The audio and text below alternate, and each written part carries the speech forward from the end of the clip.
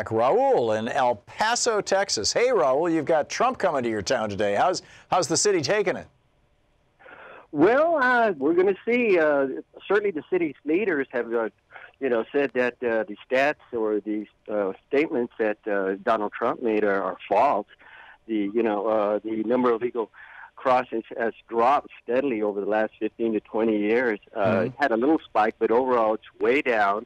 It's not a crisis. I feel safe in my community.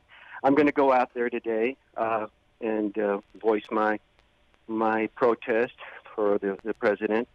I was telling your call screener that I've got an idea how we could solve this immigration problem. And I grew up here in the border. My father managed a large retail business in Juarez all his married life, even though we lived here in El Paso.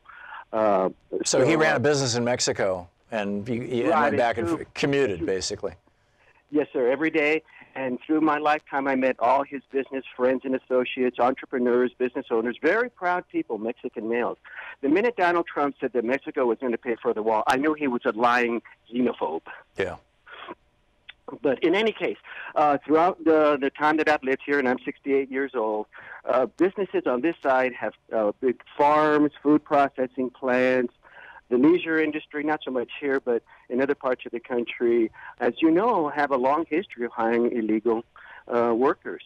And I've been in business for myself. I've been a small businessman. I know that it doesn't take a whole lot to really check out somebody's credentials and resume and, background checks. So these people know what they're doing. And so if we were really serious about solving this problem, we'd have to deal with a supply of cheap labor, from the push of Mexico's poverty to the demand for cheap labor over here and the pull of the jobs that these greedy capitalist pigs take advantage of these economic refugees and have been for generations. And this is not this goes back to 1986, Raul, after Ronald Reagan did his amnesty and his comprehensive immigration reform, and there were some very good pieces to that. He stopped enforcing the law against hiring people who are not citizens. He just stopped enforcing it in order to break the backs of unions, and it worked.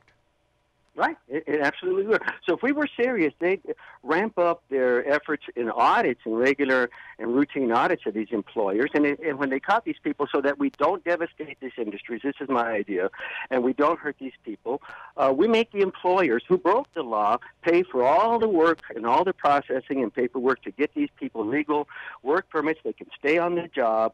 And then we're going to have a really tough national ID, so that from there on out, they can't hire anybody else who's not here legally, and they'll have all the means, high-tech means, to verify that these people are here legally. And as you know, Tom, what would happen, they'd have to raise wages eventually. Yep.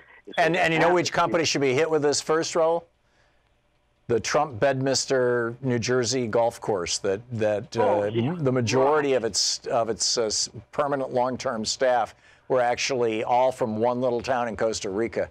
And they just fired 18 people because they knew that the Washington Post or somebody was looking into it. I mean, yeah, that's another industry. If we're going to send white wealthy employers to jail, let's start with Donald Trump and his crime family. You got that. Here in El Paso, the developers, housing builders have used illegal labor to build the houses here in El Paso forever. And that's one of the reasons we've had affordable housing here for a long time, because it's built by illegal. Cheap labor. Yeah, and that's, I mean, again, this is how Reagan broke the backs of the unions in the construction trade and in the meatpacking industry, was by stopping his enforcement of that law. Raul, thank you for the call. We'll be right back.